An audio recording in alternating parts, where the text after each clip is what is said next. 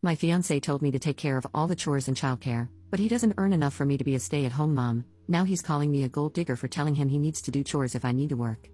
A little background: I, 26F, come from a relatively traditional Asian family, so sorry in advance for any mistakes in English.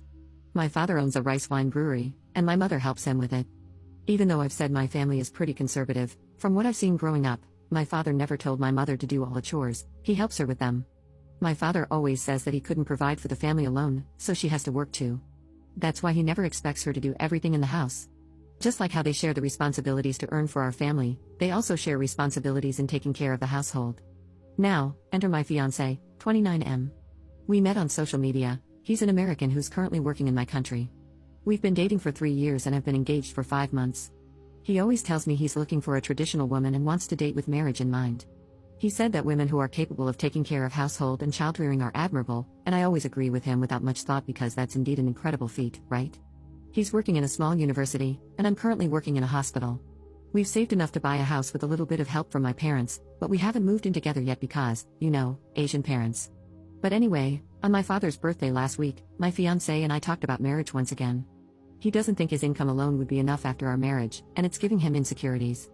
So I suggested that I keep working after marriage, and that's not a problem because we'd be partners.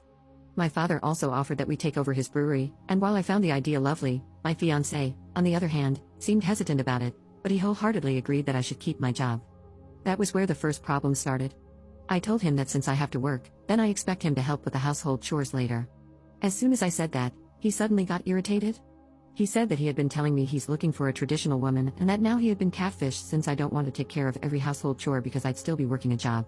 Whenever he said he's looking for a traditional spouse, I always thought that he'd also be a traditional spouse, as in, being the sole provider so I can focus on taking care of the house and child if we ever have any. But when I told him that, he said I'm a gold digger and materialistic like any other woman, even when I never once asked him to be the sole provider. He brought that up first. Mind you, I never let him pay by himself whenever we went out on a date.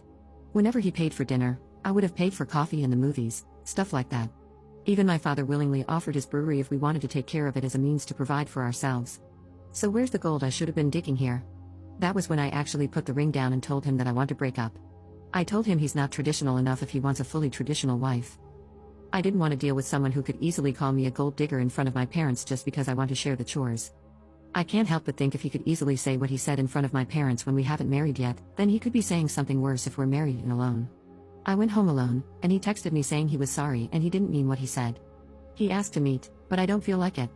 However, when I told my friends, most of them told me I was a bit too emotional, hasty, and impulsive. They said I might look like the person who is wrong because I don't even want to meet him. His mother is now trying to talk me out of it, saying I'm too old to act like this, and it's the cultural barrier that led us to this point. So, here I am, trying to look for a new perspective. Update 1. Hello, I'm back once again after my post from almost 2 weeks ago. First of all, I want to thank everyone who kindly replied and messaged me in the past week. I truly am grateful for all the encouragement I received from everyone. It really warms my heart amidst all this mess. I want to admit that I, too, ignored quite a number of red flags he displayed in the past years, brushing them off as differences in our culture and upbringing. I thought I was being open-minded and accommodating, not knowing that I should have opened a deeper conversation regarding what I want if I were to deepen our relationship. Many people kindly praised me in my previous post, but I feel rather undeserving to receive them because I also did many stupid things that got me here. Okay, now, to the real update. Last night, I had dinner with him along